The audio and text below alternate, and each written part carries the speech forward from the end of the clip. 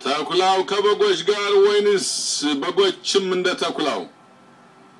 በቮይስ ኦፍ አሜሪካ በኢትዮ ሚዲያ በቲቪው ሳት የተደነቀው ምሁሩ አክቲቪስት አክራሪው ኦነግ የኢትዮጵያ ጠላት ግራኙ ጀዋር ታየ ፊት ለፊት የተጻፈው ትንቢት ሲደርስ የሰው ዘር ወደ ኢትዮጵያ ሲመለስ አክራሪው ጀዋር ከየት ነው ምደርስ?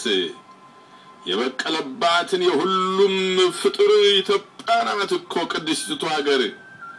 ጥላቻዋ ስክሮ ራስ ቢስትም በባዳን ሰልጥነህ ማማን ብትንቅም ነብሩን እንዳለው እንደወጠጤው ትቢቱ ወጥሮት ሊፈታተነው ሊገጥመው አስቦ አቅሙንም ሊያየው አንተም ተጀነነ በጥበት ትቢት በአልጀዚራ ታየህ ዘመተ በእኛ እናት አላውቃትም ብለህ ንቀደፍርሃት ኢትዮጵያን ገናና ዓለም ያወቃት ጀዋር መብት አዋቂው ይሄው ሰለላት የተጻፈው ትንቢት ሲደርስ የሰው ዘር ወደ ኢትዮጵያ ሲመለስ አክራሪ ጀዋር ከየት ነው ምደርስ?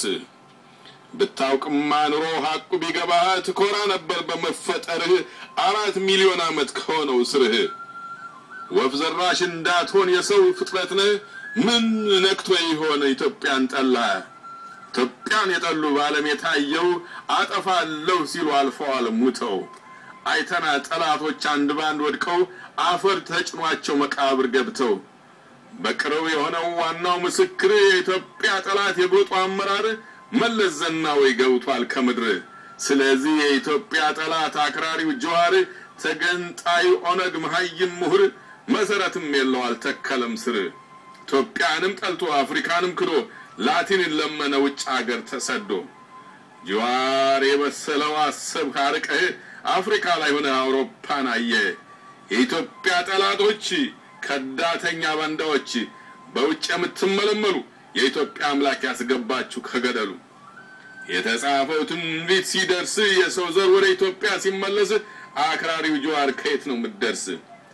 አይ ኦነግ አሳፋሪ ነህ ተጨቆኒ ተገዛይ ብለህ ነፃነት ፈልገህ ለአውሮፓ ባርነት የላቲን ትምህርት ቤት ባልተገዛችው ቅድስት ሀገር ንጹህ ወገንን ያረገው ነው አሽከር የቆየውን ህዝብ ለማላየት አሰብ አስገባ ላቲን ሮማዊነት ኢትዮጵያውያን የኦሮሞ ወገኖች አስቡት ከቶ ማን ይሻላል አማርኛ አፍሪካዊነት ወይንስ የውጭ ላቲን ሮማዊነት? ያሳዝናል የኦነግ ድርጅት ስለፈለገ የውጭ ህይወት ጥቁርነትን